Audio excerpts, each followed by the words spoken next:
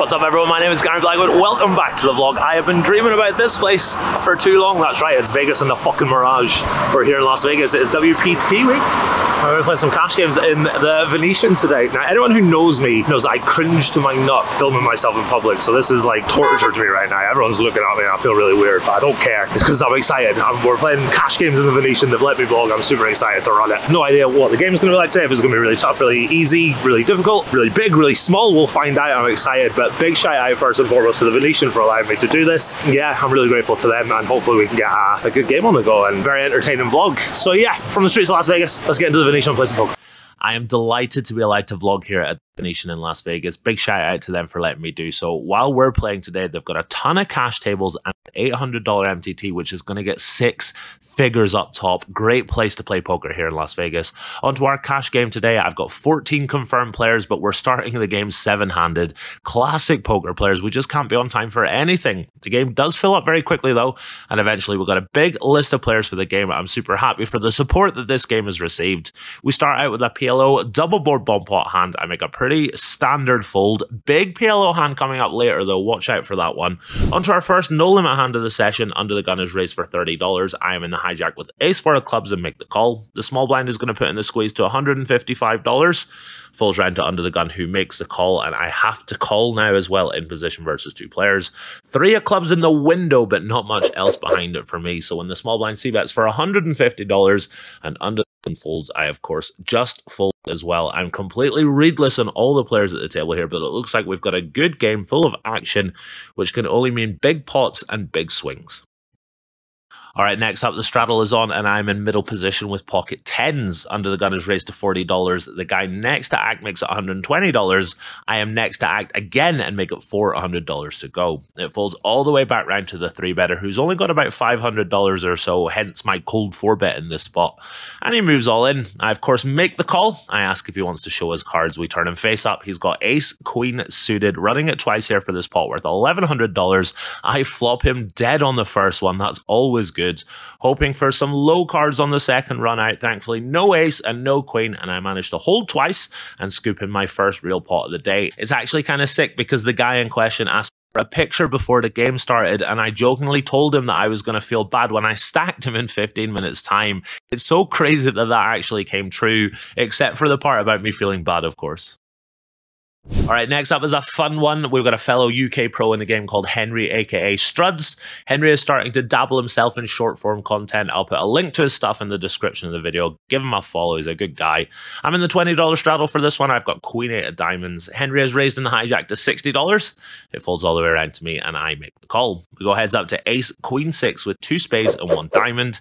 Henry actually overbets the flop here, and I jokingly tell him that I'm proud that he didn't just bet 1/3 here. This is a joke for the solver nerds amongst us. I've got a backdoor flush draw and of course second pair, so I go ahead and make the call. The turn is the 3 of diamonds. I pick up a ton of outs, so when he overbets again for $520, there's nothing I can do here other than make the call and pray for some help. Hoping for that help on the river, but it's a ghastly 10 of spades that rolls off. A lot of his bluffs like king, jack and flush draws get there, so when he moves all in, I have to just fold my hand. I ask him if he can show me a bluff one time for the vlog, and he proudly windmills 5-4 of diamonds in my face. I tell him how lucky he was there. Like I say, definitely worth a follow if you enjoy watching people punt it off with 5 high for thousands of dollars. I'll put a link in the description. You guys can give him a follow. All right, having a bit of a tough day so far, apart from winning that pot with pocket 10s earlier. Not much else has gone my way. Here, for example, I raised pocket 8s in middle position to $100 because the $40 straddle is on. We've got a Serbian MTT pro in the small blind. He puts in the re-raise to $360. And I make the call. We go heads up to king 10-10 with 2 clubs, and when he c-bets for a small size, I have to just let my hand go. These very standard pots definitely add up, and I find myself down around $1,500 after just 90 minutes or so today. Hoping that'll change though when I pick up ace-king on the button for the first time today. $40 straddle is still on, and I raise it on up to $110. There's an American kid in the small blind who also makes content. Again, I'll put a link in the description. I know a lot of my viewers are from US of A, so give your boy some support with a wee follow on Instagram. He makes it $360 to go, and given the $40 straddle is on here, we're only like 60 big blinds effective, so I just move all in for $2,500. He goes deep into the tank for a good 90 seconds or so. I'm guessing we're flipping, but the longer it goes on, I'm starting to think maybe he's got a hand like ace-queen suited and is thinking of just calling it off. He does eventually fold, and when I show him my hand, he says that we were flipping. To be honest, I'm happy to just take the variance free money in that spot. Heading off for a wee break now, only down about $900 for the day.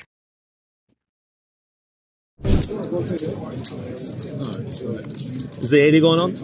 Alright, back into my seat after a wee leg stretch. Like I say, we've got a great table today, lots of action. And in this hand, we've got the $20 straddle on, a $40 straddle, and then a blind raise under the gun to $80. There's so much dead money out there, I'm hoping I can pick up something on the button to raise with.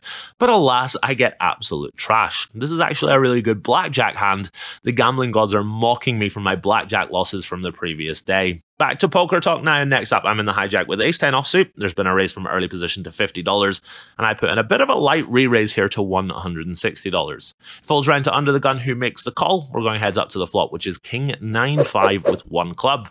He checks to me, and I decide to c-bet for $130. My opponent isn't going anywhere just yet. He makes the call. To the turn, it's the jack of clubs. He checks me and I decide to just check this one back. I think I want to just bet my combo draws here along with my value hands. To the river, it is an offsuit 7. He checks again and I decide to turn my hand into a bluff. I've got hands like aces, ace, king, king, queen that can all take this line, so I've definitely got value in this spot. After I bet out for $400, he thinks for a moment and then announces 1100. I, of course, snap fold my hand and he windmills jack 10 offsuit across the table. He was for sure bluffing, but was actually doing it with the best hand. Good thing I didn't make a classic Gatsby top pair snap fold, as that would have been just too much for me. Bit of a tough day so far, but I'm feeling good, powering on as best I can. Next up, I'm in middle position with ace-8 of spades and raise it on up to $50. This gets 3 calls from the button, the small blind, and the straddle. We go 4 ways to king, 8 deuce with 2 clubs. I've got second pair here, but it feels a little too weak to bet 4 ways, so I just check to the button, who now takes a stab for $70. The straddle makes the call. I think my hand is just about strong enough to call as well, so I go ahead and do so. To the turn, it's the 10 of clubs, flush completing turn card. We check it on over to the button. Happy to see him check it on back. The river is the 5 of clubs, and I decide that I am the person who's got the most high clubs in my range here. Hands like ace queen with a club, pocket queens, pocket jacks with a club. So I think I can justify turning my hand into a bluff here. I decide to bet out for $300. The button does not buy what I'm selling. He makes the call. The straddle snap folds, and I have to suffer the indignation of being called by not a flush, not even top pair. He's got queen 10 offsuit for second pair. Host a game, they said. It'll be fun, they said. You'll make a lot of money, they said. Alright, getting a bit blasted so far today, but I'm having a lot of fun, which I guess is all that matters. Next up, early position is raised to $50. I'm in the hijack with ace-queen offsuit and put in the re-raise to $160. It folds all the way back around to him and he makes the call. I c-bet small on ace-queen 3 with 2 clubs. And my opponent makes the call. The turn is a 10, and when I bet out for $400, he just lets it go. This is not a massive pot, but I'm happy to be dragging in at least a small pot. They've been very few and far between today. Not long after this, I win a very small pot with pocket kings. Here is some behind-the-scenes footage for you guys of me grabbing the thumbnail real quick. While I'm doing so, a new player sits down and he tries to buy in for $6,000. The game is 5-10 with a $2,400 cap, but we're all straddling anyway, so the game is now going to change. It is 10-20 with an uncapped buy-in. Also, the $40 straddle is regularly on, and the rake is only $8 every 30 minutes. I am in poker heaven. First hand in the new uncapped game. I'm in the $40 straddle with jack 9 of diamonds. The cutoff is raised to $100. The small blind calls, the new player in the big blind calls, and I call as well. We go 4 ways to ace, 10-7 with 2 diamonds. I've got a gut shot to a straight flush. Unfortunately for me, I'm not going to get to check raise as it just checks round. The turn is another 7, pairing the board, and the big blind leads out for $220. I decide to raise here. I'm going to fold out some gut shots. Maybe he can even fold a top pair type hand. I don't expect him to choose this size raise with a 7, so I really like my decision to raise here with all this equity. Unfortunately, my opponent is going to make the call to the river. It is a 10, the board double pairs, and I decide to just give up. I don't really rep all that much when the board double pairs, and I'm happy I did decide to give up because my opponent turns over King 7 of spades. I don't think he was folding that one. I had a lot of outs there, but it wasn't to be, and now I'm down almost $3,000 for the day. Still though, the bigger game is on, the straddle is on. I'm not stressing at all. I'm very confident I can get it back. All right, next up is a PLO double board bomb pot hand. Really curious to hear what you guys think about my play here. I'm just going to whiz through it super quick. I've got ace, 9, 5, 5, and these are the two flops. I've got a set on one board and a reasonable combo draw on another board. It checks to me in the cutoff and I pot it for $400. The big blind is going to make the call, and then a player in middle position is going to pot it again to over $2,000. I've only got $2,800 or so in my stack at this point, so I have to decide if I want to just go with it or not. I'm not worried about the guy that's flatted. I don't think he's going to have any traps here, and there's a bit of extra dead money in there, and if the guy who's potted it has got a hand like naked pocket queens, we've got a nice chance of scooping. We're only super dead against a hand like jacks with hearts, so I decide to just go with it. I shove for the rest. The big blind folds and middle position makes the call. He's got ace, jack, jack 4 with no heart, so my set is in bad shape, but my pocket fives are ahead on the other boards, only for an ace to fall on the turn and let me fall behind there as well. 2 bricks on both rivers seal my fate, and I lose a 7k PLO double board bomb pot hand, sliding my chips over to my opponent in the process. I think my line is okay, but I'm really happy to be told otherwise in the comments. It's an ugly one. It's the biggest pot of the day so far, but I think it's okay. Let me know what you guys think in the comments. Everything, please. The flop pot, the calling it off. Let me know what I should be doing in this spot. I'm really curious to hear. All right, back to boring old no limit hold'em now. Currently down $6,000 for the day, but I feel like I'm playing well. I'm not spewing, I'm not tilting, I'm definitely not bleeding. Next up, I'm in middle position with ace queen off. Under the gun is raised to $50, and for the millionth time today, I put in the 3-bet versus this player, this time to $180. My opponent is going to make the call. We go heads up to the flop, which is queen 8-8 with 2 clubs. My opponent checks to me, and I throw out a c-bet of $130. My opponent isn't going anywhere just yet. He makes the call. To the turn, it's an offsuit 10. It's a relatively connected turn, and I don't want to get check raised, so I just check it on back. The river's an offsuit 4, and he checks to me once more. I have a very clear value bet. I go for $440. He doesn't snap fold. He's thinking for a few seconds and eventually makes the call. I show my hand and he mucks. I'm not going to lie, guys. I needed to win this one for my sanity. It's a nice pot worth around $1,500 coming my way. Finally able to drag one in and maybe start heading back in the right direction for the day. Alright, we are about 7 hours into the game now. I am down about 5,700. The game is now converted, so it's 10, 20, sometimes 40. So it's not a lot of money in terms of big blinds. It's a little annoying, but it's all good. I feel I played really well. I'm really happy with the quality of play. I haven't bled, got frustrated.